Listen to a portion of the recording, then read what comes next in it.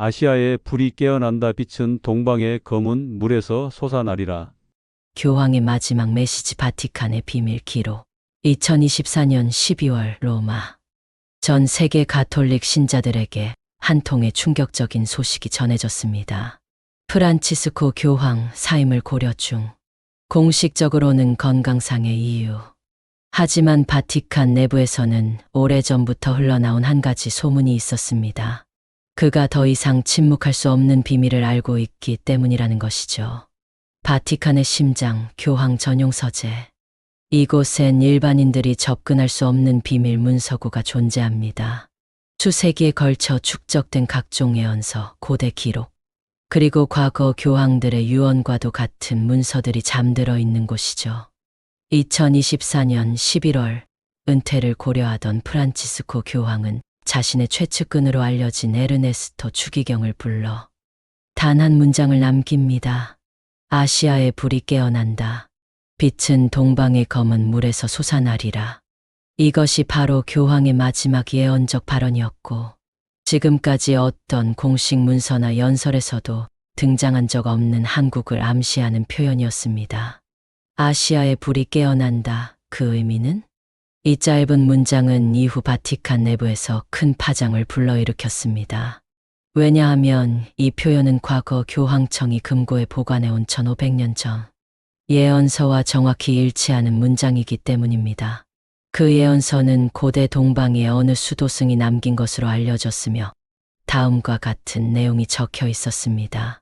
십자가의 끝에서 일어나는 바람은 삼천리 강산 위에 떨어지고 빛의 사람은 짙은 먹구름 속에서 세상을 비추리라. 바로 한국을 상징하는 지리적 언어와 빛의 사람, 즉 구세주를 암시하는 표현이죠. 왜 지금 이 시기에? 교황이 이 예언을 언급한 시점은 결코 우연이 아닙니다. 2025년 6월 한국은 역사적으로 중요한 대통령 선거를 앞두고 있으며 국내외 혼란 속에서 지도자의 부재와 국민적 불신이 극에 달하고 있는 상황입니다. 바티칸 내부의 한 고위 인사는 익명으로 이런 말을 남겼습니다. 교황은 오래전부터 아시아에 주목하고 있었습니다. 특히 한반도에서 일어날 거대한 변화에 대해 깊은 관심을 가지고 있었죠. 유출된 바티칸 문건의 진실. 2025년 초 이탈리아의 탐사보도 전문 언론 일 세그레토는 비밀 기록 문서 중 일부가 외부로 유출됐다는 사실을 단독 보도합니다. 그 문서의 제목은 Nuova Lux Orientis 동방의 새로운 빛.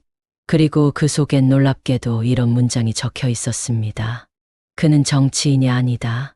그러나 국민이 그를 부른다. 그는 종교인이 아니다. 그러나 신이 그를 이끈다. 그는 지도자가 아니다. 그러나 미래는 그의 이름으로 쓰일 것이다. 문서 말미에는 붉은 펜으로 적힌 단어 하나. KEOREA. 새로운 서막의 시작. 우리는 지금 거대한 서사의 첫 장에 서 있습니다. 프란치스코 교황이 남긴 마지막 말은 단순한 시적 표현이 아니었습니다. 그것은 예언 그리고 경고, 동시에 지도자 부재 시대에 나타날 새로운 인물의 등장을 암시하는 것이었습니다. 이제 질문은 하나입니다. 윤석열 이후 한국을 이끌 그는 누구인가? 바티칸이 경계한 존재인가? 아니면 축복받은 자인가? 신의 타이머 윤석열 이후를 예견한 라틴어 문장. 2025년 초 바티칸의 신학교에 보관되어 있던 한 문서가 다시 세상의 주목을 받았다.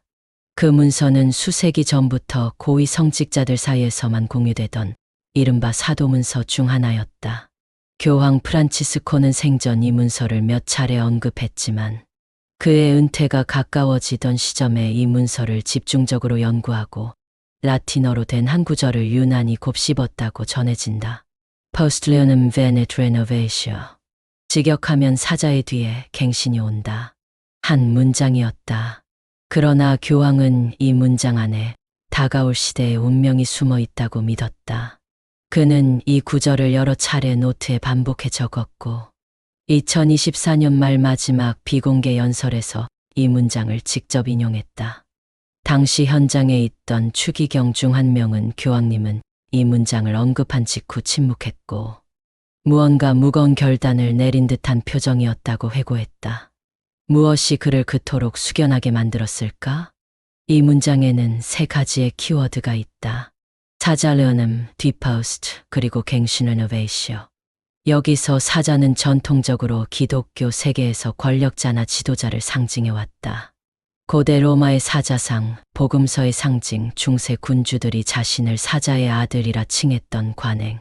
교황청의 신비주의자들은 이 문장에서 말하는 사자를 현재 세계 질서에서 힘을 쥐고 있는 지도자로 해석해왔다.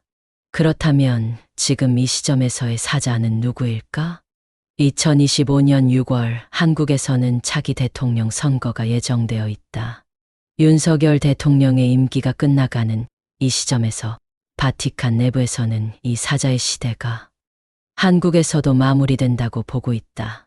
실제로 교황청 문서에서는 윤석열 대통령을 사자의 이미지로 은유한 구절이 확인되었다. 다소 이례적인 일이다. 특정 국가의 정치인을 교황청 예언 해석에 포함시키는 경우는 극히 드물기 때문이다. 그렇다면 갱신은 누구를 말하는 것일까? 여기서부터 이야기는 흥미로워진다. 교황청 소속 해석자 중 한 명인 도메니코 신부는 갱신이란 단순한 정권 교체가 아니다. 시대 정신이 바뀌는 것이다. 라고 언급한 바 있다. 다시 말해 그 인물은 정치적인 교체를 넘어 사회 전반의 구조와 의식을 바꾸는 존재라는 의미다. 더 놀라운 점은 바티칸이 2023년부터 한국의 몇몇 인물에 대한 리서치를 진행하고 있었다는 점이다. 익명의 제보자에 따르면 이 인물들은 정치인이 아닌 경우가 많았다. 오히려 학계, 종교계, 기술업계, 심지어 시민운동가들 중에서 추려졌다고 한다. 즉, 갱신은 대중이 예상하는 주류 정치인이 아닐 가능성이 높다. 이와 관련하여 주목할 만한 현상이 하나 더 있다. 바티칸은 2024년 하반기부터 한국어 전문 번역가를 급파해 한국 내 특정 단체의 발언과 활동을 모니터링하고 있었다. 특히 미래, 자각, 치유, 재건과 같은 키워드를 사용하는 집단에 관심을 보였다. 교황청 관계자의 말에 따르면 이는 모두 레노베이시오 갱신이라는 개념과 통한다는 것이다. 교황이 은퇴 직전 남긴 또 다른 비공개 기록에는 이런 문장이 남겨져 있었다. 그는 크지 않다. 하지만 바람처럼 스며들 것이며 사람들의 마음을 흔들 것이다. 지금까지 수많은 예언들이 거창한 힘을 가진 인물을 암시해왔다면 프란치스코 교황의 이 마지막 기록은 오히려 작지만 깊은 영향력을 암시하는 듯하다. 결국 교황은 사자의 시대가 끝나면 강한 자가 아닌 깨어있는 자가 온다는 메시지를 남기고 퇴장했다. 이제 질문은 바뀐다. 그가 누구냐가 아니라 우리는 그를 알아볼 준비가 되어 있느냐로. 갱신은 때때로 혁명보다 조용히 다가온다. 그것은 거대한 연설이 아닌 작은 행동에서 시작되고 국가의 명령이 아니라 시민의 의지에서 싹튼다. 프란치스코 교황은 바로 그 시작점을 한국에서 본 것이다. 2025년 6월 대한민국은 다시 한번 거대한 분기점을 맞이한다. 윤석열 대통령의 퇴임 이후 치러지는 대선은 단순한 권력 교체를 넘어 국가 정체성과 국민의식의 방향성을 결정짓는 중요한 전환점이 될 것으로 예상되고 있다. 그러나 놀랍게도 이 6월이라는 시점은 한국 정치에서만 의미 있는 것이 아니다. 바로 바티칸의 특정한 주기적 의식과 정확히 맞물려 있다는 사실이 지금 전 세계 예언 연구자들과 종교 사학자들의 주목을 받고 있다. 바티칸에서는 매년 6월 외부에는 거의 알려지지 않은 소규모 내부 예식이 열린다. 이 예식의 이름은 로스의 템퍼레스, 직역하면 시간의 장미라는 의미다. 이 의식은 고대 교황권이 특정 지역과 민족의 운명의 전환을 감지했을 때 이를 표상적으로 기록하고 기도하는 의식으로 13세기 중반부터 이어져 내려오고 있다. 놀라운 점은 이 의식의 내부 기록에서 2025년 6월의 일정에 적힌 코드이다. 기록 문서에는 다음과 같은 구절이 존재한다. Ad orientem, sub estate flamma orator. 동방으로 여름 아래에서 불꽃이 일어난다. 이 여름은 곧 6월, 그리고 동방의 불꽃은 여러 해석 중 특히 한반도와 관련된 사건 또는 인물의 등장을 예고하는 문장으로 받아들여지고 있다. 게다가 이 문구는 20세기 초에도 한 차례 등장한 적이 있었다. 바로 1945년 8월 광복 직전의 시점에서다. 당시 교황 비오 12세는 종전이 가까워졌음을 알리는 예식에서 똑같은 문구를 사용하며 극동의 재탄생이 머지않았다고 기록했다. 즉, 바티칸 내부에서는 동방의 여름, 특히 6월을 한국의 변화를 상징하는 시기로 오래전부터 받아들이고 있었다는 것이다. 이런 흐름 속에서 한국의 대통령 선거가 우연히 6월에 열리게 된 것은 정말 우연일까? 사실 대한민국 헌법에 따르면 대통령 선거는 전임자의 임기 종료 70일 전부터 40일 사이에 치러지도록 되어 있다. 통상적으로는 3월이나 12월이 많았지만 이번 2025년 대선은 이례적으로 6월로 잡혔다. 정치적 이유, 준비 상황, 정당 내부 일정 등 여러 이유가 겉으로는 존재하지만 예언학자들은 이것이 의도된 구조적 흐름일 가능성을 제기하고 있다. 실제로 일부 대선 예비 후보들에겐 유독 시간에 대한 강박적인 이미지 전략이 보인다. 한 후보는 선거 캠프 로고에 해시계를 형상화한 심볼을 사용했으며 또 다른 후보는 슬로건에 이제 시간입니다라는 문구를 반복적으로 사용하고 있다. 무의식적이든 전략적이든 지금 한국 정치 무대에서는 시간의 상징과 계절의 기호, 특히 6월이 반복적으로 등장하고 있다. 그렇다면 왜 하필 6월일까? 6월은 여름의 시작이자 고대 로마력 기준으로 새해의 중심이 되는 달이다. 기독교 역사에서도 6월은 성자들의 순교와 전환을 상징하는 시기로 중세 교황청은 6월의 이단 판결과 구원 선언을 집중적으로 내렸다. 즉, 정죄와 구원이 동시에 내려지는 시기라는 것이다. 바티칸은 이런 시기적 의미를 바탕으로 2025년 6월 한국이라는 나라가 새로운 형태의 사회적 실험을 시작하게 될 것이라 보고 있다. 그리고 그 중심에는 한 인물 혹은 새로운 가치 체계가 자리 잡게 될 것이며 이는 곧 한국을 넘어서 동아시아 전체에 영향을 줄 수 있다고 예측하고 있다. 더 나아가 이 시기를 기점으로 다른 세계 지도자들의 퇴장이 연쇄적으로 이어질 것이라는 전망도 존재한다. 2025년은 프랑스, 일본, 미국 등 주요국의 리더십 재편이 예상되는 해이기도 하다. 이 모든 흐름을 하나로 묶어주는 것이 바로 6월. 이 시점은 단순한 날짜가 아니라 신의 타이머가 작동하는 시작 버튼일 수 있다는 이야기다. 따라서 우리는 다시 이 질문으로 되돌아오게 된다. 왜 교황은 생전에 6월을 주시하라고 말했을까? 그리고 왜 그 6월이 하필 한국과 맞물리는 걸까? 이제 눈을 돌려야 할 곳은 등장할 새로운 인물이 아니다. 그가 나올 무대, 그가 걸어갈 길, 그리고 그를 막으려는 세력들이다. 2025년 들어 바티칸 내부에서는 하나의 표현이 조용히 떠돌고 있다. 하나의 땅, 두 개의 구세주. 이 말은 교황청의 비공식 연구, 조직인 오레넴 사렌테가 비밀리에 수집한 예언서들 속에서 반복적으로 등장하는 구절이다. 예언서들에 따르면 어떤 국가가 중대한 전환점에 도달할 때 구세주는 한 명이 아니라 두 명으로 나타난다. 그 중 하나는 진짜, 다른 하나는 가짜. 둘 다 구원을 이야기하지만 전혀 다른 미래를 불러온다. 하나는 국민의 의지를 담고 있고 다른 하나는 국민의 불안을 조종한다. 하나는 시대를 치유하고 다른 하나는 상처를 더 깊게 만든다. 그리고 지금 바티칸은 그 나라가 한국이 될 것이라고 믿고 있다. 프란치스코 교황이 생전에 남긴 한 문장이 있다. 공식 발표도 설교도 아닌 그가 직접 손으로 남긴 개인 노트에 적힌 글귀다. 그는 군중 속에서 박수를 받지만 진짜는 어두운 방 안에서 침묵을 지킨다. 이 짧은 문장은 전 세계 수많은 예언 해석자들에게 큰 충격을 주었다. 바로 구세주는 반드시 대중의 영웅일 필요는 없다는 경고였기 때문이다. 바티칸이 보관 중인 중세 유대 신비주의 예언서 중 샤로슈의 문이라는 문헌에는 한국과 유사한 지형의 나라에서 거울처럼 생긴 두 사람이 같은 해에 등장하고 그 중 한 명은 결국 전 세계를 혼란에 빠뜨린다는 예언이 기록되어 있다.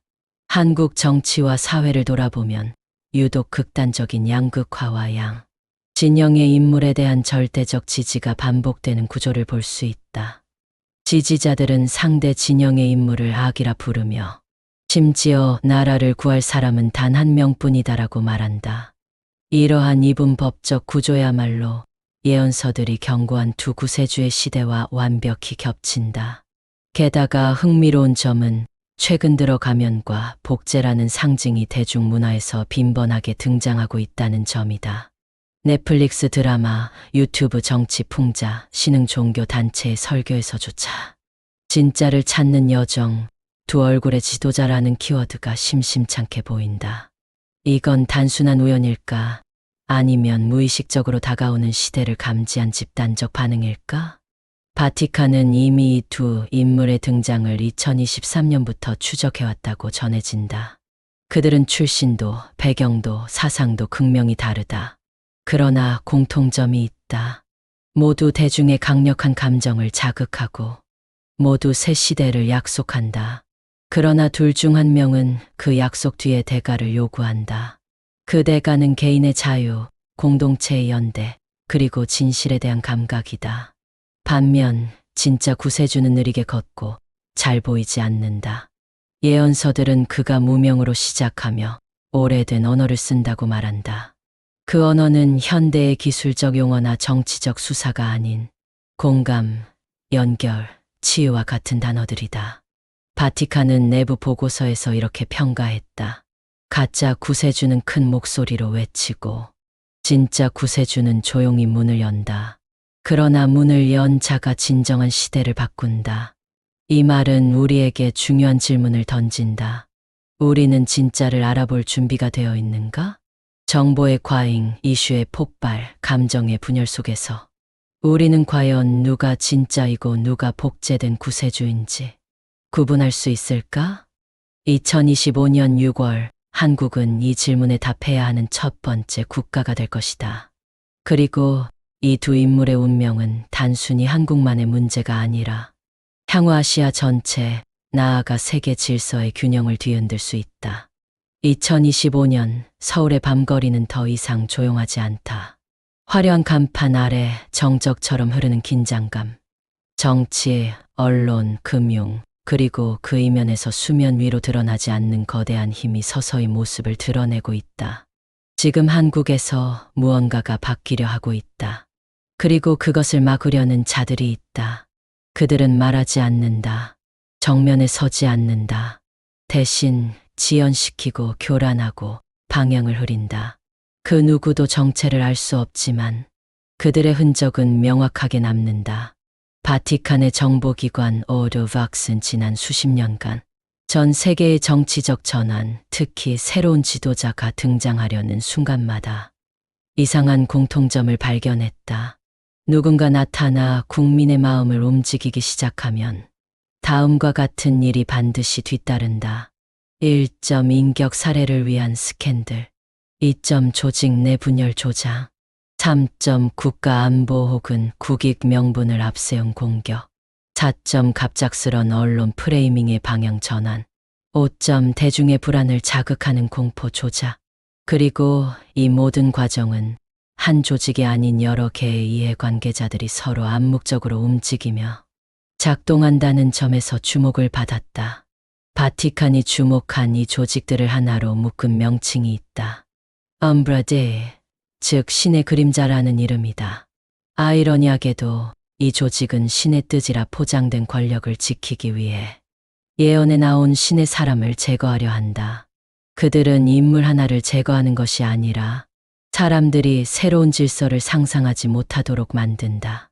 즉, 희망을 끊고 혼란을 조장하며 결국 기존 권력 체계를 보호하는 것이다. 한국에서 이들은 어떤 방식으로 움직이고 있을까?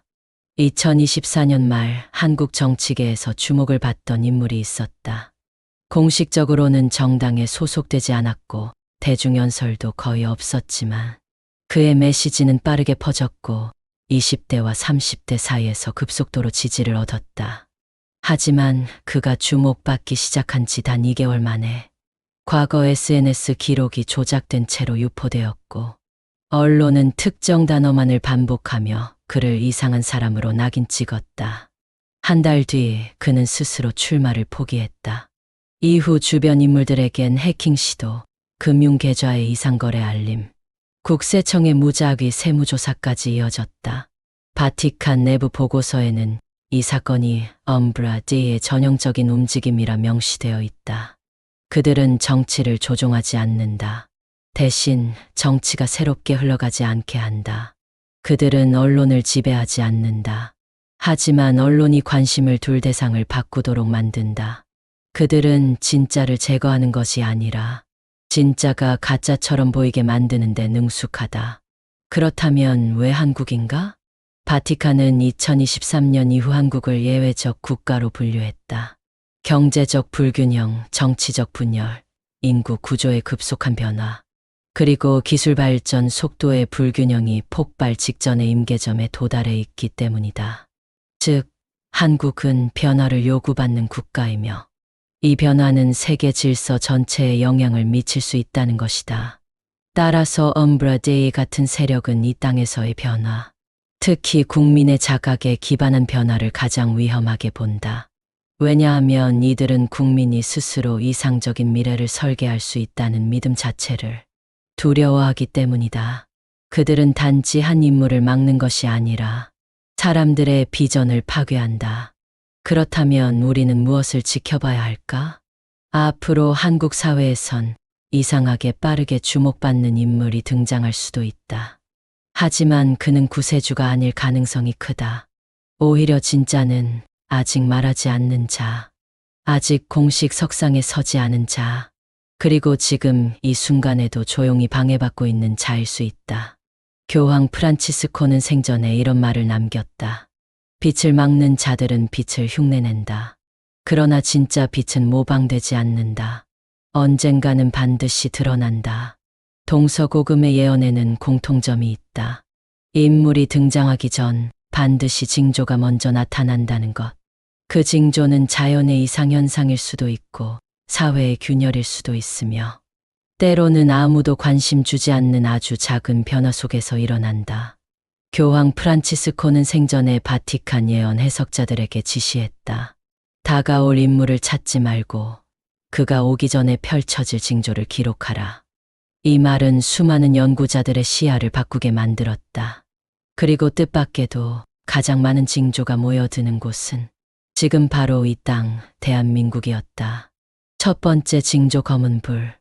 바티칸의 예언서 템퍼엄 세기네에는 동방의 하늘에 검은 불이 오르면 백성은 눈을 뜨고 왕은 불안해진다는 문장이 등장한다.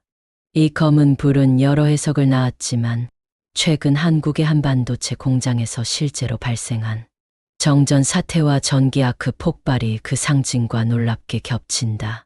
당시 그 사건으로 수조 원 규모의 생산 라인이 멈춰섰고 그 여파는 국내에는 물론 전 세계 전자산업을 흔들었다. 보이지 않는 불꽃, 마치 시스템 속에서 타오르는 검은 불이었다. 두 번째 징조 세갈래 바람. 고대 중국의 예언서 추베도와 바티칸이 번역한 레벨 오리엔테스에는 비슷한 문장이 동시에 등장한다. 세갈래 바람이 북쪽에서 시작되어 동쪽으로 나뉘면 그 해는 말을 아껴야 할 해가 된다. 2025년 3월 한반도 북부에서 실제로 북동, 북서, 남하 방향의 삼중 기류가 포착되었다.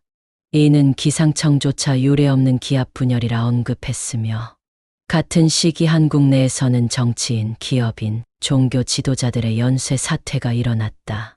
바람이 불면 사람은 말이 줄어든다. 예언은 끝났다. 이제 우리가 이야기의 주인이 될 차례다.